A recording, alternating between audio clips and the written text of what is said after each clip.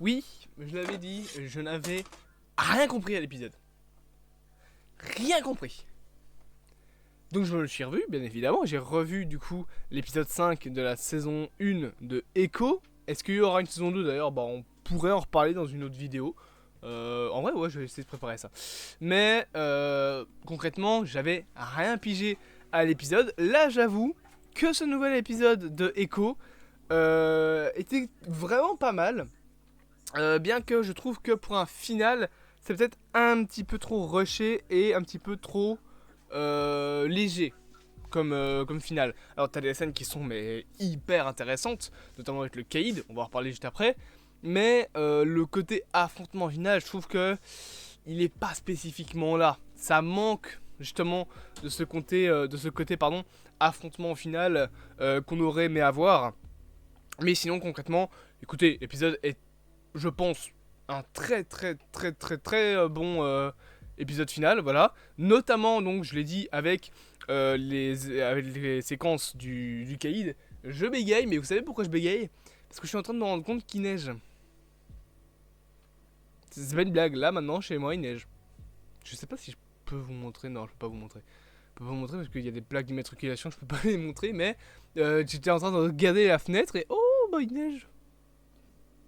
Il y a une fenêtre là, pour ceux qui ne le sauraient pas. Je suis vraiment perturbé par rien, c'est le problème des hyperactifs. Mais du coup, je parlais donc justement du Caïd. Mon dieu, que cet épisode est bien. Le Caïd, franchement, là, il est développé comme je l'aime. Donc, je rappelle que Echo finit par acquérir des pouvoirs. Alors, ça, j'avoue que je suis pas vraiment fan, dans le sens où ça casse un petit peu le côté street level, qu'elle ait des pouvoirs aussi puissants. Surtout que bah, elle va pas les renier, donc elle va probablement continuer à les utiliser. Je trouve ça un petit peu dommage, j'avoue. Parce que bah, dans les comics notamment, elle a pas ces pouvoirs-là. Enfin, à part que maintenant dans les comics, elle a la Force Phoenix. Mais c'est encore autre chose. Là, dans le MCU, c'est pas qu'elle a la Force Phoenix. Actuellement, en tout cas, ça a pas l'air d'être ça. Ça a plutôt l'air d'être des pouvoirs liés à ses ancêtres. Ça a pas l'air spécialement d'être lié aux X-Men comme dans les comics. Surtout qu'en plus, la Force Phoenix peut être voilà, étendue par n'importe qui, pas spécialement uniquement que par des X-Men. Et j'avoue que j'aime moyen le fait qu'elle ait des pouvoirs aussi cheatés, entre guillemets, bien que ils sont quand même cool, je trouve, parce que bah, en combat, elle les utilise pas spécialement, genre les pouvoirs lui donnent surtout une force psychique, ce qui lui permet notamment d'entraver la force mentale de Kingpin, donc du Caïd, de Wilson Fisk, en l'envoyant justement à un moment de sa vie donc où il est faible, où il est affaibli quand on voit que sa mère se fait battre. Ça, franchement, c'était un moment mais incroyable, je trouve. Tu vois donc Echo qui va envoyer le Caïd à une époque où sa mère se faisait battre. Et vraiment, le Caïd, il va être dans tous ses états. En fait, il va être un peu comme un enfant, tout simplement parce qu'à l'époque, bah, il devait avoir, je pense, il a 8 ans quand il tue son père dans Daredevil. Un truc ainsi. Du coup, bah, il réagit un peu comme un enfant parce qu'il est complètement déboussolé, il sait pas ce qui se passe. T'as bien évidemment après la scène du mais qu'est-ce que tu m'as fait qu'il lâche à Echo. Donc voilà, je trouve vraiment que cette partie-là de l'épisode est super intéressante. Maintenant, bah, comme je l'ai dit, ça manque peut-être d'un vrai combat final. Les hommes du Caïd se font défoncer en moins de deux. Le Caïd il fait de mal à personne, entre guillemets. J'aurais bien aimé qu'il porte un coup, ne serait-ce qu'à Bonnie ou à Chula, donc la grand-mère de Echo. Pas spécialement à Echo précisément, excusez-moi, mais au moins qu'on montre bah, qu'il reste fort, qu'il reste puissant. Là, j'avoue que ça manque de ça. Oh, il n'y a plus d'image, bon alors. Ça manque de ça, ça manque de ce côté où le Caïd est puissant. Alors on l'affaiblit, enfin pas qu'on l'affaiblit, mais on le montre dans les plus bas fonds de ses retranchements. Et c'est cool d'avoir cette version du Caïd, enfin en tout cas ce développement pour le Caïd de montrer ses traumatismes, etc. Mais j'avoue que malgré tout, j'aurais préféré que ces hommes, même s'ils se font défoncer aussi vite, que au moins le Caïd puisse défoncer un minimum certains personnages, notamment, je sais pas moi, Bonnie ou Chula, ça aurait été intéressant de montrer un peu plus que le Caïd est fort malgré tout. Là, bah, malheureusement, c'est pas le cas. On le montre un peu plus affaibli. Sauf que les pouvoirs de Echo, tu sais pas encore vraiment comment ils fonctionnent. Il y a beaucoup de gens, j'ai vu, qui avaient dit qu'ils avaient du mal avec la série parce que le personnage était antipathique. Parce que le personnage ne donnait pas envie de suivre la série. Et j'ai envie de vous dire, ces gens-là disent ça pour Echo, mais la plupart d'entre eux aiment The Boys. Et The Boys, niveau personnage antipathique, c'est pas ça qui manque. Je sais pas que c'est un point mauvais de la série, hein, vous savez maintenant mon avis sur The Boys. J'aime plus la série qu'avant. Est-ce que ça ferait partie de mon top 10 ? Non, je pense pas quand même. Mais il y a quand même ce côté antipathique dans The Boys que on retrouve honnêtement pas du tout dans Echo. Hein. Le personnage n'est pas antipathique. On raconte l'histoire de son père, on raconte sa mère, on raconte quand même pas mal de choses qui font qu'on peut s'attacher à elle. Donc je suis pas d'accord avec ça. Oui, elle est devenue plus méchante par le temps, mais en même temps, encore une fois, elle a perdu son père, elle a perdu sa mère, son oncle l'a trahi, sa famille l'a trahi, elle s'est fait trahir par quasiment tout le monde qui était autour d'elle. Donc oui, non, c'est pour moi normal qu'elle réagisse comme ça dans la série. Simplement qu'elle a envie en fait d'arrêter complètement ce bordel. Juste, j'avoue qu'il y a un truc que je comprends pas, c'est... Vous voyez le costume là, ici, du combat final. Voilà, il ressemble à ça, ok. Pourquoi pas. Il est où ce costume? Non, parce que c'est une dinguerie. Ça, c'est le costume que Chula, donc sa grand-mère, lui crée. Et elle débarque avec ce costume. On est clairement d'accord que c'est pas le même. Pourquoi t'as changé de costume entre temps en fait? Il est où le lien? Et voilà, bon, je sais pas, peut-être qu'il y a eu un nouveau costume et que j'ai raté une certaine séquence. Maintenant, oui, l'épisode est peut-être un peu court. Il est peut-être aussi un petit peu.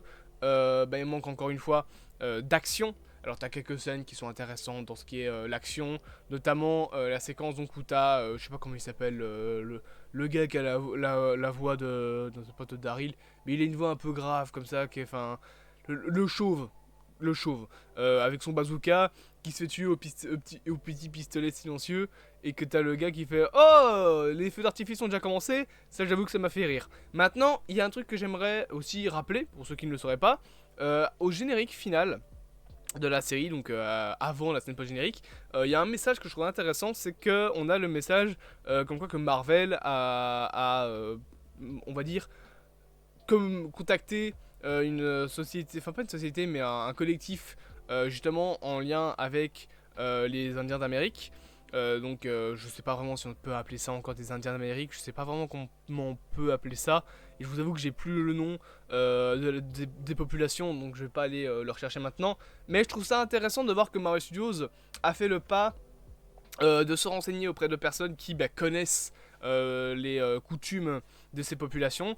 Je trouve ça intéressant, c'est cool d'avoir ce petit respect. D'ailleurs, petite anecdote, j'ai lu aussi que les acteurs de la série avaient appris la langue des signes pour pouvoir parler avec Alaka Cox. Donc voilà, je trouve ça intéressant de voir que on a un petit peu ce côté, je peux dire progressiste, parce que c'est littéralement un gros mot de nos jours de dire progressiste, mais que en tout cas Marvel fait un peu attention à ces détails. Ils auraient pu en avoir rien à foutre et mettre à droite à gauche des trucs genre ah ouais c'est ça là, on sait pas ce que ça signifie mais c'est ça. Mais non, là ils ont essayé d'un peu respecter les coutumes de la population. Je trouve ça intéressant. Donc voilà, concrètement c'est un final qui est ma foi plutôt sympa, mais qui manque encore une fois d'action, qui manque peut-être un peu plus de temps, et qui manque également d'un Kaïd un peu plus violent. J'aurais aimé notamment qu'il foute une grosse mandale à Bonnie au moment de partir, en mode qu'est-ce que tu m'as fait, il fout une grosse mandale, soit t'as Echo, soit t'as Bonnie, il essaye de les défoncer. Là j'avoue que c'est un petit peu trop cheat, Echo qui arrive avec son triangle là, sur sa poitrine. Bon, c'était peut-être pas la meilleure des choses à faire. Donc concrètement voilà, écoutez, on s'est tous trompés sur Echo. Voilà, on a tous dit ouais ça va être de la merde.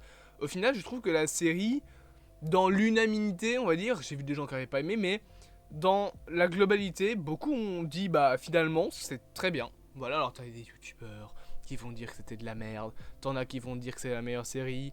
Encore une fois, chacun son avis, mais je trouve que en globalité, la communauté Marvel, la communauté de fans, trouve que la série est cool. Et c'est con parce on s'était tous dit mais une série sur Echo, mais c'est un personnage secondaire de Hawkeye, ça va être de la merde. Mais finalement non, c'est plutôt cool. Alors le côté TVMA, ouais c'est vraiment pour le marketing hein, parce que t'as plus de sang que dans le MCU en général, mais ils auraient pu faire plus violent encore je pense. Après c'est encore une fois la première pierre seulement de ce côté TVMA qui va être développé chez Marvel Studios. Là c'était le pilote justement de ce genre de choses. Marvel ils ont fait Echo afin de se dire ok, est-ce que TVMA ça plaît aux gens? Ça a l'air d'avoir plu, c'est cool justement. Vu que la série Echo a plu, on peut s'attendre à encore plus de TVMA du côté de Marvel Studios. Et d'ailleurs Daredevil, Deadpool 3, ça sera la même chose mais pour le cinéma. Marvel ils vont tester le TVMA avec Deadpool 3 au cinéma. Et ce sera cool, parce que du coup on aura peut-être un film Blade qui va devenir R-rated. Normalement c'est déjà le cas il me semble. Daredevil Born Again sera peut-être également TVMA. La série Marvel Zombies est déjà TVMA. Donc je trouve ça intéressant voilà, d'avoir peut-être dans le futur des programmes qui vont plus oser des choses. Et Marvel qui va un petit peu alléger le cahier des charges. C'est ce que moi je veux en fait, c'est juste alléger le cahier des charges, se dire ok il faut toujours respecter la timeline, c'est un univers connecté, au bout d'un moment tu peux pas faire tout ce que tu veux non plus, mais laisser plus de liberté aux réalisateurs, laisser plus de liberté aux gens, peut-être voilà rester dans un certain point, ne fait pas une The Boys du MCU non plus, je trouve que ça aurait pas spécialement de sens de faire aussi gore, à part dans un film Blade, mais au moins alléger le cahier des charges et permettre plus de choses, ce serait pour moi très intéressant. J'espère donc que cette petite vidéo vous aura plu, bien évidemment n'hésitez pas à vous abonner, à partager, à liker et à commenter. Et on se dit à bientôt pour de prochaines aventures.